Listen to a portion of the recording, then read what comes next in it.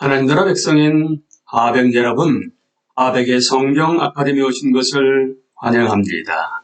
이 시간은 신약을 읽다 6강 시간입니다. 함께 나눌 주제는 대망시대입니다. 우리는 지난 시간에 이어서 이 시간부터 이스라엘이 알렉산더의 후계자들의 전쟁으로 고난을 받다로 넘어갑니다. 하나님의 백성들은 알렉산더의 후계자들이 자신들의 땅 전역에서 격렬한 전쟁을 벌일 때도 하나님을 신뢰하는 법을 배워야만 합니다. 이 고난에도 불구하고 하나님은 여전히 일하고 계십니다. 하나님은 나라들의 흥망성쇠를 통제하십니다. 하나님은 심지어 헬라 왕의 마음을 움직여 성경을 헬라어로 옮기도록 하십니다. 잠언 21장 1절은 이렇게 선포합니다. 왕의 마음이 여호와의 손에 있음이 마치 번물과 같아서 그가 임으로 인도하시느니라. 주전 323년 알렉산더는 헬라에 돌아가지 못한 채 33세의 바벨론에서 갑자기 죽습니다. 그가 미래를 대비하여 세웠던 엄청난 계획들은 그가 남긴 문서에서 찾아볼 수 있습니다. 알렉산더는 거대한 해군을 조직하여 갈아타고 원정길에 나서려고 했고 북아프리카 전역을 연결한 길과 항구를 건설하려고 했습니다. 또한 종교 중심지에 거대한 신전들을 세우려고 애굽의 피라미드에 필적하는 규모로 아버지를 위한 묘를 헌정하려고 했습니다. 더불어 민족 간 혼합 결혼을 통해 현 관계로 묶어 세상을 화목하게 하려고도 했습니다. 여호와 하나님은 알렉산더를 사용하셔서 하나님의 주권적인 목표를 진척시키셨지만 모든 민족을 하나로 묶는 역할은 메시아에게만 속한 것입니다. 알렉산더가 임종할 때 휘하의 장군 4명은 누구에게 왕국을 남겨줄 것인지 물었습니다. 그러자 알렉산더는 이렇게 답했습니다. 가장 강한 자. 이는 염소가 스스로 심히 강대하여 가더니 강성할 때 그 큰 뿔이 꺾이고 그 대신에 현저한 뿔 넷이 하늘 사방을 향하여 나타난 다니엘 선지자의 예언을 떠올리게 합니다. 다니엘은 헬라 왕국의 정통 계승자가 아닌 자들에게 갈라질 것을 예언했습니다. 그러나 그가 강성할 때 그의 나라가 갈라져 천하사방에 나누일 것이나 그의 자손에게로 돌아가지도 아니할 것이요 또 자기가 주장하던 권세례대로 되지 아니하리니 이는 그 나라가 뽑혀서 그 외에 다른 사람들에게로 돌아갈 것입니다. 우리는 이제 관심을 돌려 다니엘의 예언이 성취되면서 이후에 어떠한 일이 발생하는지 살펴볼 것입니다. 알렉산더의 4장수는 그의 계획을 파기한 채 유일한 통치자가 되기 위해서로 싸우는데 열을 올립니다. 이 장군들은 알렉산더의 후계자들로 알려졌습니다. 권력을 향한 투쟁은 2세기가 넘도록 계속됩니다. 그들은 알렉산더의 후계자들이기 때문에 그들을 통해서 알렉산더의 통치가 지속되었습니다. 4장군은 곧 둘로 줄어듭니다.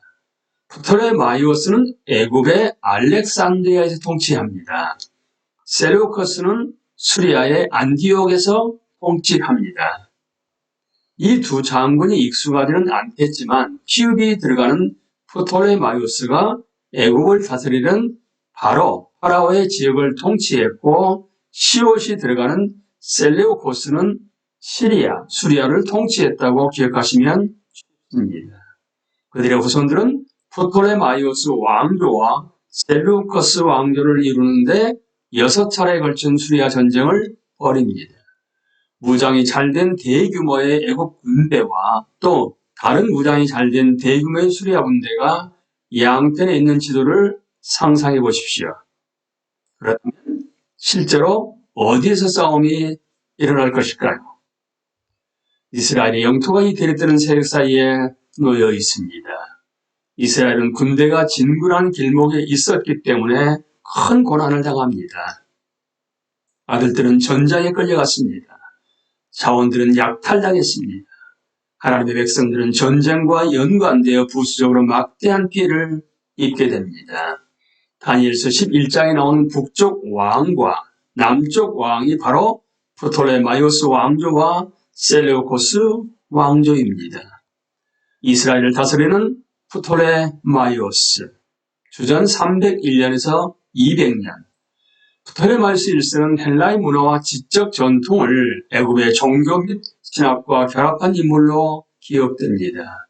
그의 왕조는 주전 31년 안토니우스가 옥타비아누스에 패배하면서 마지막 군주인 클레오파트라 7세가 목숨을 끊을 때까지 거의 300년간 유지되었습니다.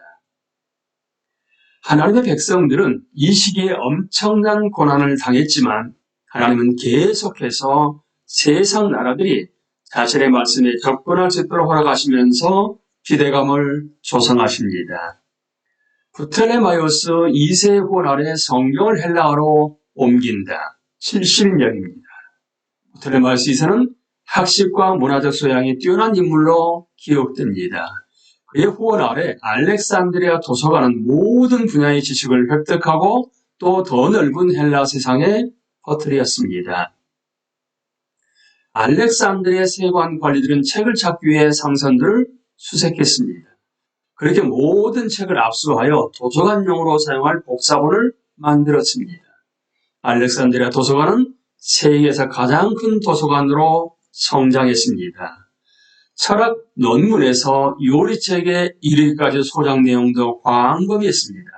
이때 프톨레마이오스 2세는 하나님 말씀의 가치를 깨닫고 이를 헬라어로 옮겨야 할 필요를 느꼈습니다. 그는 예루살렘의 대제사장에게 편지를 보내 그들의 율법을 히브리어에서 헬라어로 옮길 것을 요청합니다. 대제사장은 12지파에서 각각 6명씩 학식이 뛰어난 자들을 선정했습니다. 이 72명의 번역자들이 이스라엘에서 애국으로 건너갔고 헬라 왕은 그들을 환대하고 아낌없이 지원을 합니다. 이래 동안 이어진 연회에서 프톨레마이오스 2세는 당시 정형화된 일종의 학술 토론회에서 번역자들에게 몇몇 윤리적인 질문을 던졌습니다. 그들이 내놓는 답변들은 모두 하나님과 명쾌하게 연결되어 있었습니다. 프톨레마이오스 2세는 이 사람들 덕성과 이력이 뛰어나다고 공언했습니다. 왜냐하면 그들은 모든 일에 하나님께 영광을 돌리고 하나님은 모든 나라의 주권의 손을 펼치신다고 선포했기 때문입니다. 이 번역 작업은 알렉산드리아 해변남에 위치한 파로스 섬에서 이루어졌습니다. 그들의 번역본은 70명의 번역, 즉 70인역으로 알려졌고 보통 로마 숫자를 따라 70명으로 단순한 셉투아진트라고 합니다. 이는 고대 세계에서 처음으로 행해진 대규모 번역 작업이었습니다. 프톨레마이오스 2세는 하나님의 말씀을 번역한 위치인 파로스 섬에 등대를 건설합니다. 등대 높이는 137m에 달았는데 당시 사람이 만든 건축물 중에서 기자의 대피라미드 다음으로 높았습니다. 또한 등대에서 밝히는 봉화는 160km 이상 비추었습니다. 이제 하나님의 주권으로 하나님 말씀의 끝없는 빛이 바로 그 섬에서 전 세계에 닿게 됩니다. 70인역의 의의는 헬라어를 사용하는 광범위한 독자들이 하나님의 말씀에 접할 수 있게 되었다는 점입니다. 또한 이 번역은 이스라엘 영토 밖에 거주하며 헬라어를 사용하는 유대인들의 필요에 응하는 것이기도 했습니다. 70인역은 히브리어 원본에 충실하면서도 과도한 문자주의와 역동적 등가성 사이에서 중도적인 입장을 유지하게 했었습니다. 또한 70인역은 성경의 많은 핵심 용어들을 헬라어로 옮겼습니다. 신약의 저자들도 이 성경을 많이 읽었고 구약을 인용할 때도 이 성경을 사용합니다. 이 책에서도 이 번역을 여러 차례 언급할 것입니다. 알렉산드리아의 필로는 그리스도보다 한 세대 전에 태어난 주석가로서 70인역을 옮긴 번역자들이 모든 인류가 이 아름다운 명령으로 유익을 얻고 성경에 따라 살아감으로 바르게 되기를 기도했다고 기록합니다. 하나님의 말씀은 전 세계 역사를 통틀어 가장 널리 번역된 글입니다. 아직도 자신의 모국어로 살아계신 하나님의 말씀을 들어보지 못한 자들이 있습니다. 주님께서 우리 세대에 번역자들을 세우셔서 이 거룩한 작업이 완성되기를 바랍니다. 셀레우코스 왕조가 이스라엘을 통치하다. 주전 198년 안티오코스 3세가 프톨레마이오스의 장군 스코파스를 바니아스에서 패배시키면서 이스라엘은 셀레우코스 왕조에게 넘어갑니다. 안티오코스 3세는 알렉산더의 장군인 셀레우코스의 중손자입니다. 알렉산드리아라는 이름의 도시를 20개나 건설한 알렉산더처럼 셀레우코스는 자신의 아들 안티오코스의 이름을 따서 16개의 도시를 만들어 안디옥이라고 명명합니다. 이 도시 중 하나가 그리스도를 믿는 자들이 처음으로 그리스도인이라고 불렸던 곳입니다. 안디옥 교회는 바울의 선교 여행의 주된 후원자였습니다. 이제 안티오코스 3세가 소아시아를 건너 헬라 지역까지 세력을 넓히자 당시 부상하는 로마 세력도 이를 주목합니다. 로마는 안티오코스에게 아시아 지역에 있는 헬라인을 로마가 보호할 권리를 인정하라고 요구합니다. 로마가 전쟁을 선포한 후에 안티오코스는 그 전쟁에서 패배하고 토로스 산맥의 서쪽편 영토를 오게 합니다. 그는 15,000달란트라는 어마어마한 배상금도 갚아야 했습니다. 또한 그의 아들인 안티오코스 4세는 볼모로 잡혀가 로마에서 자랐습니다. 안티오코스 3세가 이스라엘이 조상의 법대로 살도록 허용하자 안티오코스 3세가 처음으로 이스라엘까지 지배권을 확장하자 예루살렘의 거주자들은 그를 받아들이고 군대에 필요한 것을 공급했습니다. 그 대가로 안티오코스 3세는 예루살렘에 이로운 칙령들을 내립니다. 그는 세금을 면제하고 예루살렘 성전에서 드리는 제사를 위한 재원을 제공합니다. 이 칙령 중 3가지는 간접 전승으로 지속되었습니다. 이는 세상의 모든 나라가 하나님의 백성과 처음으로 조우하며 놀라게 될 매혹적인 또 다른 기회가 되었습니다. 안티오코스 3세는 이스라엘의 중요한 규정들을 많이 허락했습니다.